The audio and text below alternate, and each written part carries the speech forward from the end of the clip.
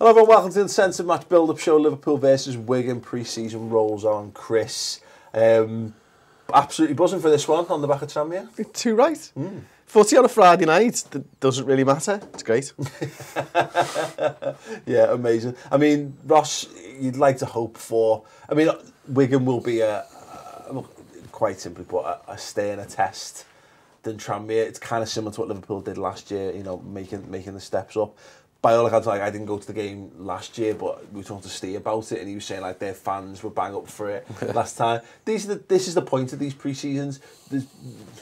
They're not uber competitive. They're not properly mimicking a truly competitive game, but they are all about just ramping up how seriously you take them game by game. Yeah, I think it's more important for the younger players, and there was obviously a few last night, but that step up in atmosphere, bigger crowds, probably more pressure. It's just a test to see how they cope, I suppose. Yeah, I mean, that's the thing, that the Wigan crowd, you know, they are...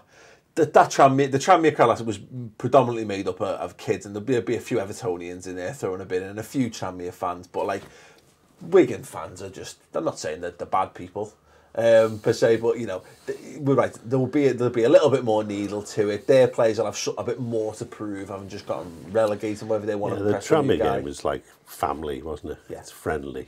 This won't be. This will be them wanting their team to put one over on us, because they won't have another opportunity probably as the season goes on. So yeah, and as you say, they're a better team.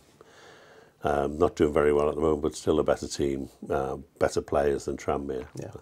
So Will Grigg as well. Presumably we'll get an airing of the song. He's got 7 goals last season. Wasn't as on fire as people remember. No. Unless he was literally on fire and that stopped him from scoring, which I think probably would hamper your goal scoring exploits a little bit. I mean, barely lit. 7 goals, I'd say.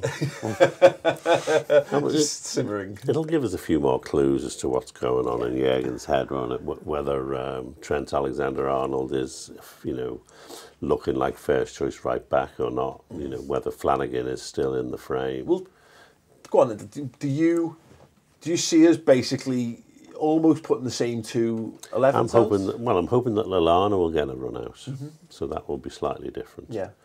I don't know. He may well switch his centre backs around just to try different options. You know, that would make a bit of sense. Maybe Ward gets 60. Yeah. Yeah, I'd say probably would make sense to swap the goalkeepers around, wouldn't it? Although, this is the thing, I mean, it's the thing, we don't have answers to these questions. This is what pre-season's about, isn't it, Chris? Is that it's about asking the questions and then watching the footy and trying to piece together bits and pieces of the answers, and you very rarely even get the full answers in this. I guess, as you say there, it's...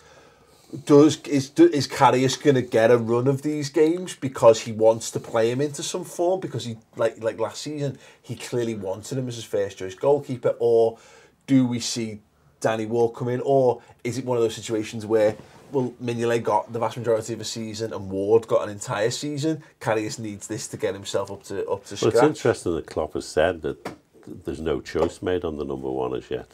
He's got 3 good keepers, and they're all going to get a chance. Yeah. And Mignolet must have been thinking, bloody hell, here we go again. What do I have to do here? But, you know, it was the rocket up the arse that made him produce a good form last season. So what's interesting me is that we all know pre-season, it's the mantra, it's only about getting fit, it's nothing else. And yet this doesn't feel like it's just about getting fit. This does feel like Jurgen is trying a few things out and seeing how they fit. You know, Rossi's effectively laid the gauntlet down, I think, to a few of them by saying the same with the goalkeeper thing. There's players there, and I think you could run through a quick list in the likes of Flanagan, Gomez, Ojo. Just pick them 3 dead simply, and you could quite easily go to maybe Grujic, you know, Kent, expand out to Woodbury even to some extent. And, you know, you say to these lads, well, you know, there'll be an under-23 tour probably happening in a week or 2, and then the rest are going to Hong Kong and they're going to Germany. Which of those tours do you fancy being on? Go and show me why you deserve it. Yeah, I think there's only one option for them, isn't there? Of obviously what they want to do. They want to be in and around the first team. But I think something we spoke about before was squad depth. And it was a major issue last year. But now you look at it and you struggle to pick who you'd have. I know not everyone's there yet, but in essence, when you come to the beginning of the season, it's like, fucking hell, you got to leave some decent players out, and it's going to be cost them. Well, exactly. I mean, cause let's say Lallana and Coutinho and Salah are available for this game. Well, who are the 3 players that effectively drop out of the 22 or whatever? Curveyor, Stewart, maybe. That was dead easy, right? Yeah. But again, you're looking at that thing where, let's say they go straight into the first half 11. You're looking at booting Grujic down to the second half team, Ojo down to that one. These things for me are all really good, positive things. Having played that a number of players who can all do a bit. That's it. I mean, but look, both sides played reasonably well against Tranmere, and they'll be the young players for me. It's key for them performing because they're fighting with each other for places in the first team squad. I think a large portion of the players from last season will keep their place in the first team squad, and the youngsters are playing for 2, 3, maybe 4 spots, something like that. So Kent's battling it with Woodburn, and they're battling against Ojo at the same time. So these guys should be looking for big performances in these games, and they'll be looking for any chance they get to stand out above their peers, and that's what this pre-season for them is about. Now, I think for the first team regulars from last season, it is about fitness. It's about working on those little dynamics that you have. Maybe it's a pairing at centre back. Maybe it's how you interact with your left back, like we saw Henderson covering for Milner when he went forwards, and working on those things that maybe didn't go to plan last season. We were caught far too often with our full-backs high up. I felt Henderson did a really good job against Tranmere in covering that space off. So it's working on those little bits and bobs that you can improve upon for pre-season. And I love watching those things. I loved looking at Trent's position. I thought his position against Tranmere was really good. How's he going to translate that against Wigan? Is he going to be as good? Is he going to be a little bit braver? Is he going to get forwards against better opposition? Yeah. How's his final ball? That's what this is about. Yeah, absolutely. Well, I can't attest on too much about Wigan's squad, but there's a couple of there's at least Will Gregg's an international player. You know what I mean? You just come up against a higher calibre of stuff, and another test for what they're trying to do. For you, is there anyone from that Tranmere game or it can be one, it can be multiple players who you're just really looking forward to seeing a little bit more of on the pitch? Well, Ojo from the first half last time, and more or less all the kids from the second half. Yeah. But some of them may not get a game if some of the other first team players are coming back. Yeah. I mean, we must have 4 or 5 players who missed most of last season through injury back in the squad, which makes the squad look really, really full. Yeah. But of course, we may get other injuries before the season starts. So all these players must believe they've got a chance. So, but I mean, the first half bored me a bit. Yeah. The second half electrified me, the way they went at it. Almost always the exact opposite of how pre-season games go. I agree. I think that the first team probably, they were just going through the motion. I think there was probably a little bit more hunger to the players who played the second half. I think and Tranmere probably tired a little bit and stuff like that. Yeah. But there's lots of factors that come into it. But still, it's great to see a team, really pressing the opposition back and not letting them out and going at them. I think we did a good chunk on him in the final word, Ross, but for me I can't look too much further than just having another look at Dom Solanke, if I'm honest. But, that was a solidly impressive debut, and lucky not to come away with a goal. We caught glimpses of all the different aspects of his game. I'd like to just expand on those glimpses. Yeah, if I was to pick one player, I would have said him. I thought he was brilliant in the second half. And I think, like you said, that tactic of having him in that position and other people around him, I think something that they will work on again going into the season. So I'd like to see him score. Yeah. You get that out of the way. Well, I said this. I'd like to see Salah, Mane, and Firmino. Yeah. Top. And I'd like to see how the 3 of them interact. If I'm honest, that's what I want to see over the next couple of games. Like Dom Solanke, look, I really enjoyed this performance. I can't imagine we're seeing Mane before the Far East. No, I think he's been told he's not going to Hong Kong either. Isn't it? No. But even just take it as, I wouldn't mind seeing Firmino in that number 9 with 2 fast wingers either side of him. I think that's what we're going to see a lot of this season. Yeah. I know maybe Jurgen's not going to learn too much about it, but if Salah's playing, I'd like to see Firmino up top to see how those two build up a relationship. I think I agree, just to take it back a step onto the Solanke thing about getting on the score sheet. I mean, it doesn't mean much, but we know Ings scored in this game last season. He scored in the Tranmere game as well. And for the confidence thing, just to get that off your back, we know a goal in pre-season, it's not even added to the record books, is it? But it's that thing of, I mentioned this in one of the post-match videos after Tranmere about Woodburn and how important it was for him to take that penalty, because in years to come, that will become a fixture, a score, and a list of scorers. And knowing that Woodburn's name is in there, I think sometimes you just need to have your name on the score sheet. We've talked about this for years. You know, like Pacheco missed out on that. If you're a young player, just getting a little notch, putting yourself in the little record book. Well, he's already done it. He did it on his debut, didn't he? Well, exactly. But I mean, just for the season ahead, I just think it puts you on the right foot. It's a good start, isn't it? Exactly. That's it. Yeah, exactly. And I think that's why I think for the Solanke thing, you know, he cannot score all pre-season. I don't think it'll necessarily have a massive impact. But I think for the fans as well, I think it helps. I think it relieves any pressure that might come with them just getting to see a player stick the ball in the back. That's it. I mean, look, the Liverpool fans against Tranmere wanted to see him score. We were egging him on. You know, he had that shot, and he had a few opportunities. And everybody's come out of that now with raised expectations for him. So even that, just after 45 minutes, is going to be a little bit of added pressure, which is what you're talking about. He might feel that I've performed really well here.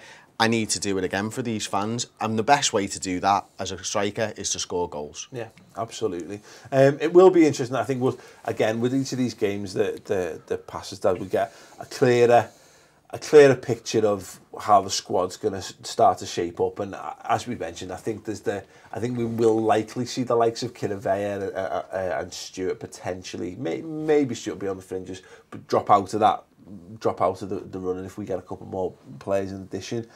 Where do you stand on Ryan Kent? Because I'm not sure he could have done much more in that. No, half. I mean, to be honest, I hadn't seen a lot of Ryan Kent, and so, as I said in our other show, the Final Word show, when in the first minute or so, he just pushed the ball past the defender and ran and created havoc. I thought to myself, bloody hell, I like that. Yeah. And I have to say, I was very impressed with that. So, if he can keep that level up, then, you know, I'd like to see him given a chance. But there's an awful lot of really good young players. Shout out for Wilson in this game, anyone? Well, I don't know. I don't even know why he wasn't involved. Has he been playing internationally, or who's that? Sorry, Harry Wilson. Oh, right. Maybe he teared it up last year, and there was loads of Liverpool fans, isn't there, clamouring to see a little bit of him.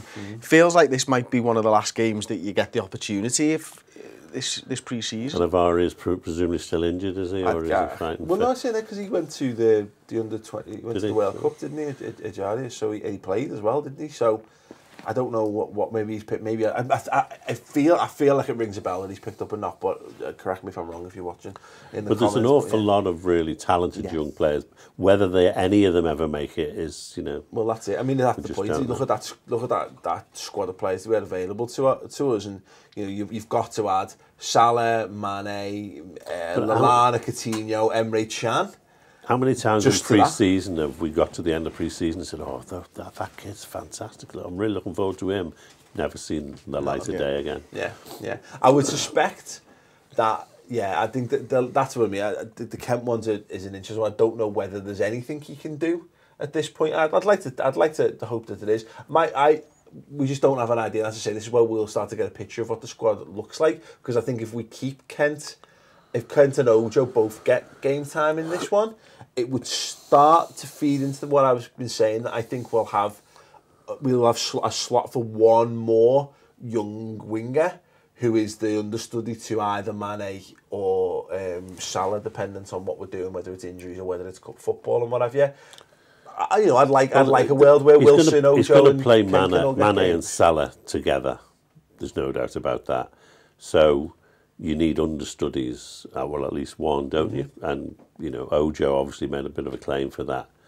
I suppose Origi might make a claim for one of them as well. Yeah, don't forget, I think we'll see Coutinho in that left wing position as well. It wouldn't surprise me if there was 4 players sorry, if there was the three of Coutinho, Mane and Salah vying for those two spots a lot this season, and you do just base it on what type of a game week you've got, whether you've got 2 games a week, who you are playing. But I do remember we played Lallana in place of Mane in January, and it was just a disaster, wasn't it?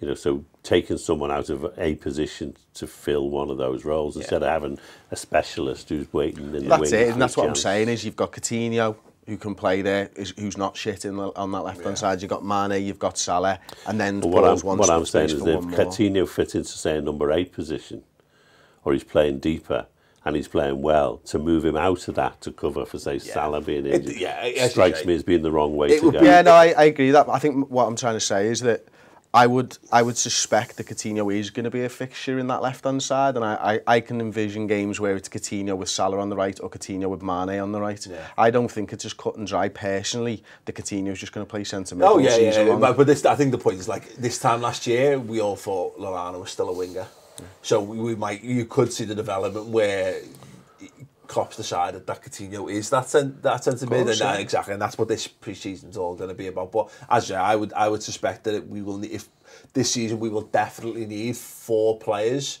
to cover those 2 wide positions. Maybe even a 5th. But if you're going to base your game on pace, and he's obviously pointed out Salah's pace is going to be a crucial element of the way we play, then if you lose players with pace, then you're going to struggle if you put players... We were on the fringe of that against starting against Tranmere, I thought, because you realise with those Salah and Mane, like I said, I thought Ojo did a decent job, but already you can see the importance, can't you, of having a couple of other young lads who are ready to step up. I wouldn't want to start the season with Ojo and Kent as me wing options, of course, don't be daft. That's why we've gone and spent just the best part of £70 million on two wingers in the past 2 summers. But yeah, it was nice, it was nice to be able to go, because as you said, I don't know if you said it on the final word, but that was what Ojo was meant to be last season, and it's nice to know that we've got that covered there, if nothing else. But very interesting stuff in prospect. Let's not bother doing score predictions, because 7-0. Let's not bother doing score. Yeah, I guess 5-0 for Tranmere, and if it wasn't for Markovic, I'd have got that right. Yeah, if you want to do score prediction. Massive Mr. Sitter, no? Yeah, he did. We really did. If you want to do score predictions, you can do in the comments below. Just got to mention, of course, that we are doing a live show in Berlin the night before the Hertha Berlin game. So if you're going over to Germany to watch the tour, come and check us out. Ticket information will be in the video info underneath. It's going to be an absolute belter. People who went to see us the last show at Middlesbrough at the end of the season will know what a laugh it can be. But this time it's going to be, Payjack on the Steins, Payjack's on the Steins. Payjack's going to be on the stands. It's going to be jam-packed, and there's some really cool stuff happening just after our show as well. So get your tickets sorted, come down and hang out with us, and then go and watch the Mighty Reds the next day in action as well. So yes, brilliant, gents. Thank you very much. It's been a pleasant afternoon. We've just finished talking about Tranmere. If you want to go back and watch the analysis of that, the final word shows on the redmentv.com, completely free for the month, then just £2 a month thereafter. Get on it while you can, and help support the Redmen TV be a thing. If you've enjoyed pre-season, that's the thing that makes it happen, you wonderful, wonderful subscribers, you. Anyway, check back for post-match content after Wigan, and in the meantime, fill your boots on the YouTube channel, chock full of free stuff. We'll see you soon.